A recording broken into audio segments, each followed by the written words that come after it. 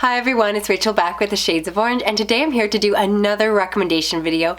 This is talking about more coming of age stories, and I'm saying more because I've previously done a video on this topic, so I'm going to have that link down below and in the cards if you want to check it out, because I'm not going to do any repeats of those previous recommendations here, but I wanted to share even more of my favorites.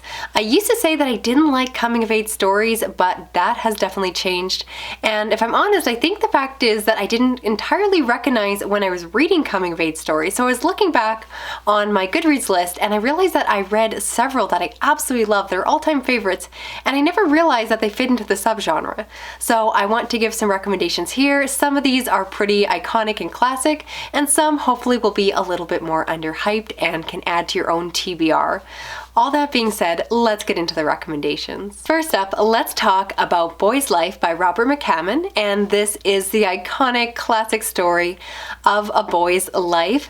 The story begins when this young boy is going out with his father, who is the milkman, and so they were going about doing their rounds when they come across a terrible car accident. They find a car that is sinking into the water, and inside is a man who has been killed in a way that implies that he certainly has been murdered. It is quite grisly, and what happens is that the book follows the events after that. The book actually takes place pretty much over the course of a year. Everyone always describes this to be a summer book, and while I agree that it's great to read during the summer months, I actually think you could read it any time of year because they go through the different holidays, Thanksgiving, Christmas, and this book really hits upon a lot of the moments of a boy's childhood. So dealing with your first dog, getting your first bike, and so many moments. And so I like that this book really captures those moments, but then it also deals a little bit with the loss of innocence, which you'll find out in this video. It's one of my favorite aspects of coming of age stories. And so very much the boy is reflecting on this terrible event that he saw and how it changed his life.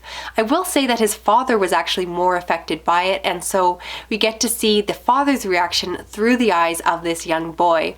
And this book made me incredibly nostalgic for an age where admittedly I wasn't actually alive, but it made me yearn for easier, simpler times, and just to appreciate the small grocery store before the supermarkets came in, and just when life was a little bit slower and your neighbors helped each other more, and all of these wonderful things are captured within this book. It is a very long book, and I'll admit there were parts that were maybe not necessary or just didn't personally grab me, but there's still so much in this book that I loved, that I really appreciated as a whole, and definitely one that I plan on rereading again.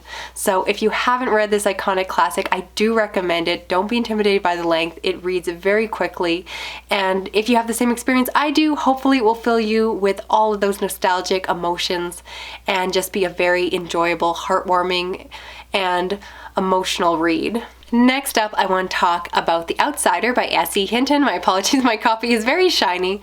This story is set back in the days of the Greasers. We follow a young boy named Ponyboy who with his friends form a bit of a gang, and they are just trying to get by, get through life, and there ends up being a conflict with a richer gang, and there is violence that ensues. Something terrible happens to one of Ponyboy's friends, and again, this book then deals with the aftermath of those events.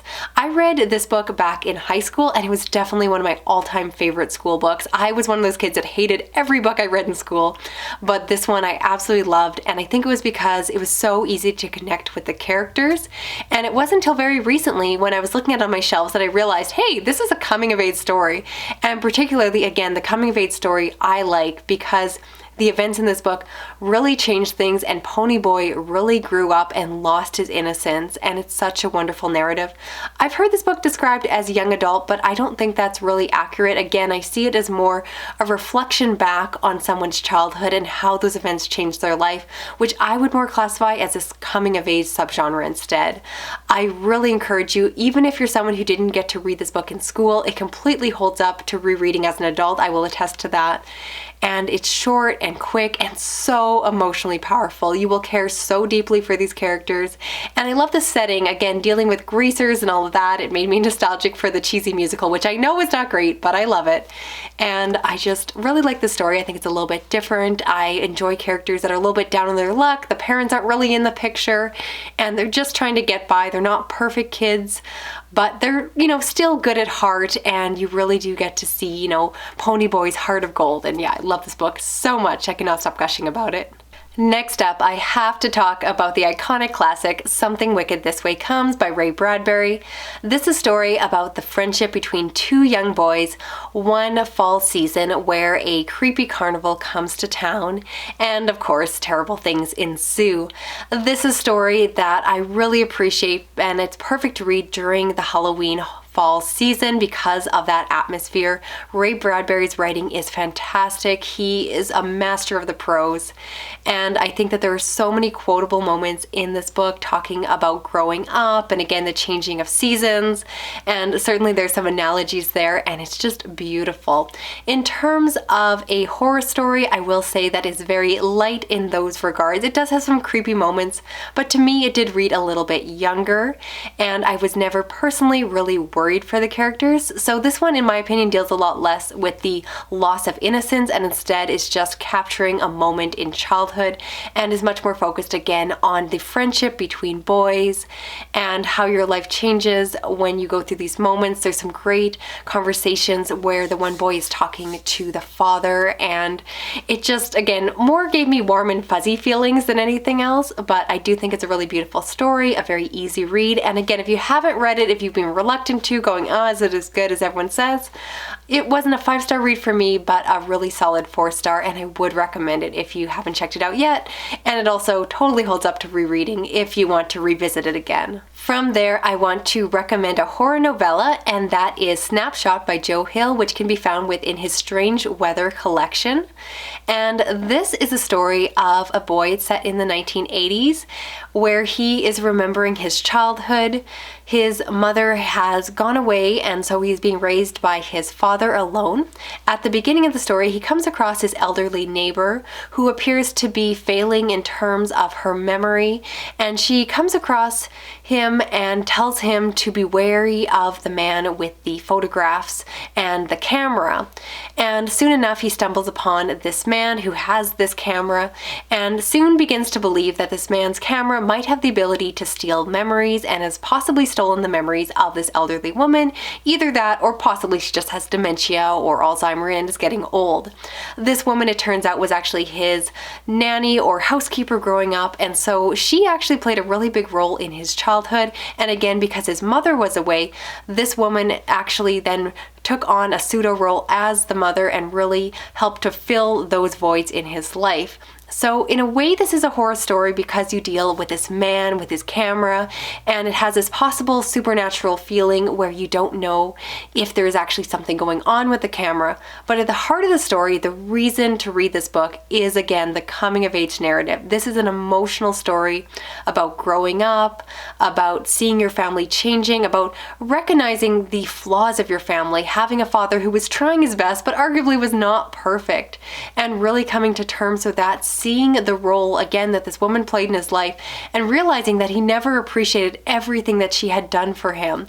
And now that she is losing her memory, he feels it is too late. So if you want a story that follows some of the beats of a horror story but is really, again, much more about the characters, much more about the emotional themes and narratives, I really recommend this one. Again, it's only a novella, but there's so much packed in there. I've reread it so many times I've lost count, and I really recommend it. And I always say it's narrated by Will Wheaton if you do the audiobook, so I highly recommend his performance. I love him as a narrator. From there, I want to recommend Ocean at the End of the Lane by Neil Gaiman. And this is often described more as magical realism or a piece of fantasy, but it also could be described as light horror. Just depends on who's reviewing it at the moment and what their opinion are on particular subgenres. But regardless, it's definitely a coming of age story. This story follows a man who is returning back to his childhood home, I believe for a funeral. And in doing so, it brings up memories that he has long forgotten, where he, as a child was dealing with his father and the woman that his father became involved with, which now looking at it as an adult, he realized that there was definitely a relationship going on there that he was not completely aware of as a child. And then it also deals with the relationship or friendship that he made with this other girl named Lottie, and her grandmother living in this other house. And the story reads almost like a dark fairy tale. And again, that's where you can interpret this book as supernatural horror or magical realism or just the imaginations of a young boy. And so I like that depending on how you read this book, you can see it in different ways. There's different layers to it. And each time I read it a little bit differently. I'll be honest, I've changed my mind on this book many times, but I absolutely love it. That part has not changed. This is a beautiful story that really, again, is focused around friendship. And again, the loss of innocence too, because you really get to see how the boy sees his father in a new light when he becomes involved with this evil, nasty woman and what happens there. And again, seeing childhood events, but reflecting back through the lens of an adult when you know what's actually going on is always very interesting. This book is just wonderful. It's very short, but again, it packs a punch. Again, this is a book I've reread so many times and only recently thought, oh hey, I think this is a coming of age story. Had no idea, but now that I realize it, I realize that yeah, I love coming of age stories when they're done well, and this one is an all-time favorite book of mine. I cannot stop recommending it enough. And again, because apparently I love audiobooks, I do want to mention that this one is narrated by the author, Neil Gaiman, who does an amazing performance. Highly recommend if you're an audiobook fan, you really want to experience the book that way. And I mean, if you aren't an audiobook fan, pick up the book. You will love it either way. Moving on. Finally, I want to recommend Chasing the Boogeyman by Richard Chizmar. This is a mystery thriller story that is presented as if it is true, meaning that within the story, the author adds himself in as a character. So the character of Richard Chizmar is telling the story, and he's recounting his childhood where there was an event of a serial killer that was attacking and killing young girls. And throughout the story, he is trying to investigate and figure out what happened, who was involved, and the story begins in his childhood, recounting back, and also leads up through his adulthood. But a good portion of the story follows him as a child. He really begins the story by talking about his growing up, his family life, and him remembering what it was like to be a child at this scary point in time. This is a coming-of-age story very much in the vein of something like Stephen King's books. And I say that because it's very clear from the way that the narrative is written that the author has great respect for Stephen King as an author. And so if you like Stephen King's coming-of-age stories, I really recommend giving this one a try. Again, it's also a mystery and thriller book, but within there, you really have these feelings of nostalgia as the character is reflecting back on his childhood. And again, you get that loss of innocence that I keep talking about, because after these events, he is not quite the same young boy he was, and his entire life, his entire perception of everything was largely driven by these grisly events. And so you really do get to see the trajectory of his life after coming of age, and I just thought it was so well done. So again, if you haven't read this one, I really recommend it. It is incredibly meta. You are trying to figure out what is real and what is fiction. There are notes at the end that clear it up, but I encourage you to just go through the book blind the first time through and find out afterwards how it all came to be. And yeah, really love this one. It's definitely a favorite of mine and absolutely fits within the coming of age subgenre. So that is it for this video. I would love to hear down below of the books I talked about, which ones are you planning on checking out for yourself? And if you want even more recommendations, don't forget to check out my other video, linked down below and in the cards. I would also love to hear from all of you. What are some of your favorite coming of age stories? Especially if they're a little bit more underhyped. I would love to come back and do a third video on this topic, but in order to do that, I need to keep reading, so I need your recommendations first. If you're new to my channel, consider subscribing. I do read a lot of horror, thrillers, science fiction, and fantasy, and you can help me out by sharing this video around online on Twitter, Instagram, Reddit, all of those places. You can also give me a thumbs up if you like this video, and if you hit that little notification bell, you'll never miss a video from me. Thank you so much for watching. I'll talk to you again soon. Okay, bye-bye.